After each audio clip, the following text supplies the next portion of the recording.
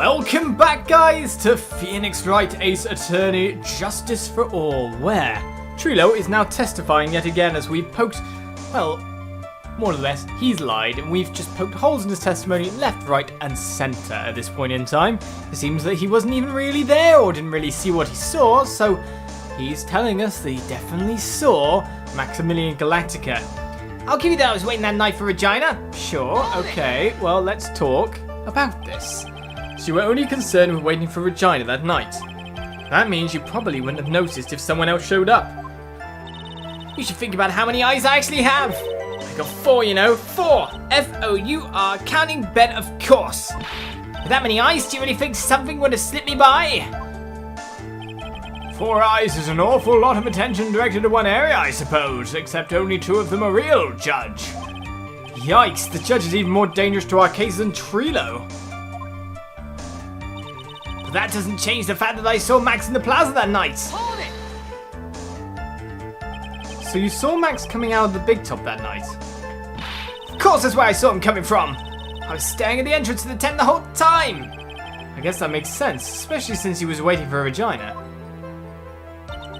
He showed up after I'd been waiting there for about 5 minutes. Hold it! Now what time would you say these events took place? You're one of the dumbest people on the planet if you can't figure it out yourself. You already know that practice finished probably at 10 p.m. But you already know that I went to the lodging house right after practice. You don't need to be a brain surgeon to know around what time it was when I saw him. Just had 10 more minutes. I'm sure you can do that. Now what time was it? Indeed, what time was it? What time was it? Let me think about that for a second. Yow, I'm no good at math. It was 10:10 p.m. Ah, yes, that sounds about right. Sounds about right because that's the time that I saw Max on the scene. Okay, that was roundabout. I said good evening to him, but he didn't even acknowledge my presence. Hold it! So you testified that you said good evening to Max that night? You must enjoy asking incredibly obvious questions. You say good morning in the morning and good afternoon during the day, right? And it's obvious that I'd say good night to someone at night. What, Ben? You got something to add? Let me guess. That's not it, Trilo. You say good evening at night. I'm sorry, Trilo. Mr. Quist, I'd prefer if you kept your ventriloquist act outside of the courtroom. Impossible. The performer lives and breathes his performances. You should know better. There's got to be something wrong with this bit of testimony. Yes, there is. It's the fact that Trilo's evening greeting. Isn't that a bit strange to you? What do you mean? Well, if you hate Max so much, why would you bother being nice to him? It strikes me as somewhat strange. Why would it strike you as strange? Exactly. How is it strange to be cordial to one of your co-workers? Well, if it was simply just being cordial to a co-worker, I would understand. Ow, that hurts! Maybe you should think of having some proof before your lips start flapping next time. Proof is everything in this world. You should have learned that back in grade school. There's no reason that Trilo would ever say something nice to Max. But how do I go about proving that without the evidence, or with the evidence even? Bluffing is everything in this world. I'm sure you're ready to learn that one. I guess I can give it a shot. The witness will resume his testimony. So I've got to point out something to that exact statement then, I'm guessing? To be honest, why would Trilo not say good evening to him? Because that happened that day? Objection! Trilo, is it not true that you had a fight with Max on the day of the murder? A fight? A fight over Regina, to be exact. It wasn't that big of a deal. It was just an argument. A disagreement at most. A disagreement usually doesn't end with someone getting clonked over their head. Ah! That morning, Ben got clobbered over the head by Max, didn't he? What? Is that an admission of assault and battery? Ouch! Before we handle that, we should wrap up the defendant's murder charge first. The truth is that on the day of the crime, defendant and witness had a huge fight. There is absolutely no way they would have suddenly become cordial that evening. Moreover, just consider the personality of the witness on the stand. There is no way a puppet this lewd would just up and say good evening to his rival. Wah! Objection! Are you saying this witness is lying? Well, yeah. That he's trying to frame the defendant by claiming to have seen him at the crime scene? I didn't tell a single lie, honestly. That's enough from you, Mr. Quist. Mr. Wright! Yes, Your Honor? Let's clarify this testimony for the court. Could you explain your theory about who the witness actually saw that night? He didn't see anyone, he saw the defendant, he saw a different person. Ah, what do I really want to go for here?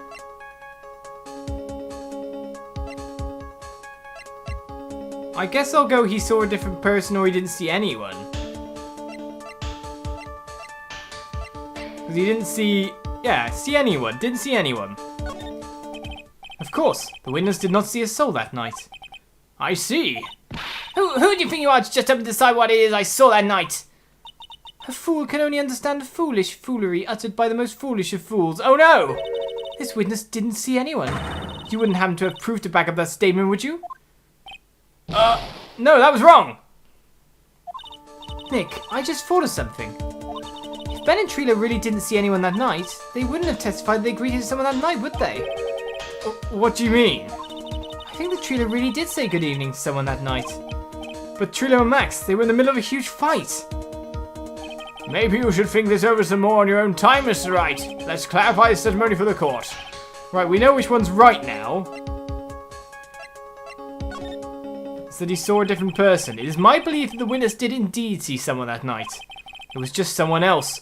That's who he said good evening to. I just didn't know exactly which one they wanted to go for on that one. Trying to prove there's a different person trying to murder them under Max's guise sounds a lot better though than what I originally clicked on. That was silly of me. But it was more the fact that he hadn't seen the ringmaster at all, so maybe he didn't see anyone at all and was just completely lying. Maybe that's what they wanted. So I went on a wing and a prayer and failed. What kind of theory is that? The correct one. Furthermore, I don't believe the person the witness saw was Max at all. What? If he had truly met Max that night, there would have been no greeting at all. Which means there is only one proper answer. The person the witness saw that night was not Maximilian Galactica. That is why Trilo made the effort to greet whoever it was when he saw that evening. Or good evening, as he put it. Ah! What in the world? You... Would the defense kindly explain who it was Trilo saw that evening then? Well, if it's one person they definitely saw, it'd probably be that they saw the ringmaster on the way to things. Unless it's Regina, of course, because... oh man, I'm messing this all up over the place. Considering the ill temper of this witness, there's only one person you would greet. It must be Regina! It's Regina, right? She's so cute! No, Your Honor, it is not Regina. If it was Regina, Trilo would have given her the engagement ring as a present. Oh, yeah, I suppose you've got a point there. It was Russell Berry, the victim himself, was it not? You are correct. It was indeed Russell Berry. Well, now I'm getting in a flat because of that mistake. But to be honest then, it sounds like Russell Berry might have been wearing Max's garb, possibly based on the fact that it was snowing outside. It was an act of kindness, shelter, warmth. Ah. The person you saw that evening was the victim, the ringmaster, Russell Berry. That's why you greeted him, Trilo. Isn't that correct? Oh. Answer the question, Mr. Quist. Wah! Ah! Order! Order! How do you respond to this? Wait a second. Well, at first I thought it was the old man. But once I got a better look at him, it was obviously Maximilian Galactica.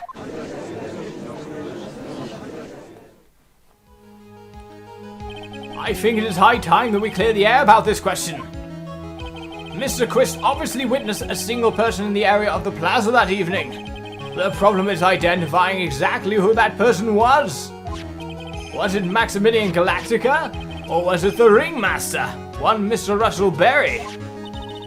The prosecution argues that it was the defendant that the witness saw that night. The witness has clearly stated that he saw the defendant's three symbols. Three symbols? Alright, this is getting old. Come on, man. You gotta remember them by now. Here we go again. Everyone, all together now. It's like they're drumming them into our head for some reason. Ow! Yes, yes, we know. The silk hat, cloak, and white roses. Objection! A silk hat and a cloak. Anyone could wear them. They'd even look good on me. What was that? Well, the witness has endlessly repeated that he saw Max's three symbols. However, how do we really know it was Maximilian Galactica? It could have been someone else dressed up as him. Possibly even Russell Berry. What? Miss Von Karma! Do you have clear evidence that the person the witness saw was the defendant? Well,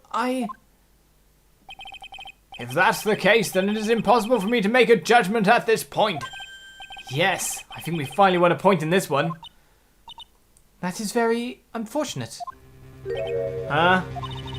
You're just a little too excited for your own good, Mr. Phoenix, Wright? What do you mean by that? You merely established one thing from this witness. You established that this witness saw one person in the plaza that night. I applaud you on your effort, but even who that person was can only be answered by the next witness. Huh? Your Honor, the prosecution will provide, beyond a shadow of a doubt, an answer to that question and evidence that clearly establishes one thing. That there is no other than Maximilian Galactica responsible for this crime. Very well. The court will take a 10-minute recess. During that time, I request the prosecution prepare their next witness. Court is now in recess. Oh well, one chunk of our health taken away, but we can survive. I believe. We've never got more than one failure in a row. We've got a couple so far this one. I think that's more than we managed to get, like, the whole of last game. Well, December 29th, 11:54 a.m. District Court Defendant Lobby number 5. What is going on here? So, sweetie, you have to believe me. I didn't go anywhere near that crime scene. So then, where were you when the murder took place? We talked about it yesterday, remember? I was in the ringmaster's room. Interesting setup there, right next to the door. It looks like Max's garb while Max isn't wearing it. Of course, this isn't a picture we can present in a court of law, but very much goes towards the theory of shelter, warmth, snow outside. I was in the ringmaster's room. And while you were there, it was the ringmaster who left the room, right? Exactly. He told me to wait in the room because he would be right back. That's when the ringmaster headed to the scene of the crime, right? That's what it seems like. But the ringmaster must have been wearing Max's costume, right? Oh, sweetie, I just remembered. I went straight to the ringmaster's room still dressed in my stage clothes. But when I got there, I went ahead and took the costume off. Which means? It means that the ringmaster could have taken his costume and went out looking like Max. Fabulous! That's a fabulously possible possibility! How do you not remember? Haha! Well done, Nick! However, sweetie, why would the ringmaster want to dress up like me? Isn't that a bit strange? If you think about it, all they found at the crime scene was my silk hat. What about my cloak? Where did that go? Double, Wow, Max, I never thought of that. You should be a detective or something. Well, I was never quite sure what to be when I grew up, magician or president. You have no idea how hard it was to make a decision. That's really cool. Fabulous. This mystery just keeps getting deeper. But as we head back to the courtroom, let's keep the dream alive. Now that everyone is back, let's get started. The court is now back in session. Miss Von Karma, please proceed with the prosecution's case.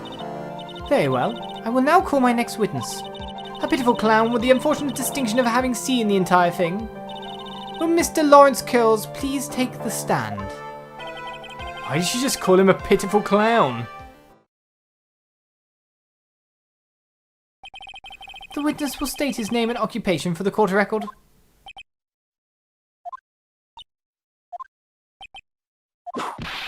In What? In West Philadelphia, born and raised, something, something, something, something, he probably spent most of his days. Chilling out, Max, and relaxing and calling shit to meatball outside the school? Yeah, okay. Everyone knows that song. Name an occupation, or at least that's my age. Will the witness please inform the court why he is speaking autobiographical gibberish? Oh, I'm sorry. I'm just not used to being in court. I've never been in a courtroom in my life. I wasn't quite sure what joke is best suited to this sort of occasion. What in the world are you talking about? You're in a grand hall of justice, not some comedy club. Are you sure? Since it's easy to see your occupation, please state your name for the court. Oh yeah, maybe this joke is okay. Mum, do I have to wear pants? The sign only says no shirt, no shoes, no service. Ha ha ha ha ha ha ha ha. Okay, how about this? Have you met my proctologist, Dr. Seymour Butts? How was that one? But a couple of clowns who were up to no good started making trouble in my neighborhood. Your name? Lawrence Curls, professional funny man, also known as Mo the Clown. You witnessed the scene at around 10:15 p.m. the day of the murder, correct? Yes, it is. Very well, Mr. Curls, will you please testify to what you saw that evening? A rabbi, a priest, and a Rastafarian walked into his... Without the humour, please.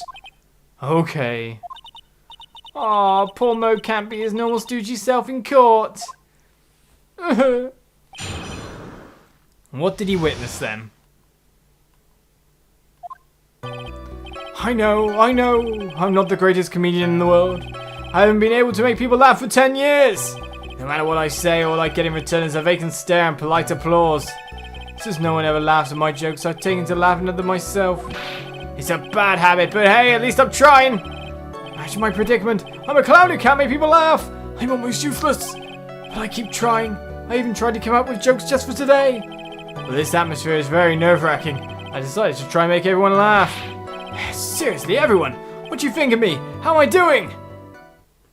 That's a testimony, is it? Aren't we the ones supposed to be asking the questions here? Witness. Huh? We will listen to your call for help after the court proceedings are over. Thus, please stick to the facts of this case. Really? You'll really hear me out? Well, I'll make sure that one of my staff will be your straight man later. Thank you! I can't wait, it'll be Dick Gumshoe. Poor Gumshoe. And now that that's settled, shall we begin once again with the testimony? Of course we can. I'll talk for as long as you want. Uh-oh. The night of the murder, after practice was over, I went straight back to my room. You have no idea how tired I was that night. I was pooped. I thought I'd go straight to sleep, but before I did, I glanced out the window. That's when I saw two silhouettes. They were a bit far away though. It was the ringmaster, and he was with Max, who was wearing his cloak. I kept watching them, and all of a sudden, Max clonked the ringmaster over the head. That's very interesting. If this eyewitness account is to be believed, I have enough to pass judgment right now. What? Of course you can. There is no way this account can be criticised. However, the witness is a bit, how do you say, off-kilter. Almost like he has some sort of atmosphere of guilt surrounding him. That must be because of my insincere smile. Mr. Wright, please begin the defence's cross-examination. Yes, Your Honour. Nick, you've got to find some kind of contradiction in his testimony. I know that. Mr. Wright. Your Honour, I'm afraid that if you push this witness too far, it would bring disaster upon the court. Thus, I sincerely hope you are not going to engage in pointless saber-rattling. I understand, Your Honour. If you cause this clown to stray from the facts, I'll hold you responsible. Why am I responsible? I'm not the one with the corny jokes. Well, not this time anyway, but with a testimony starting, it seems like a good time to leave it for next episode. A little bit of health has gone away, but we're talking to Mo the Clown, of which we've already got a warning over not saber-rattling. Whatever that can mean. Join me next time for more Justice for All. as we get to the meat and potatoes of this weird, eccentric clown. That sounds weird itself. Bye-bye.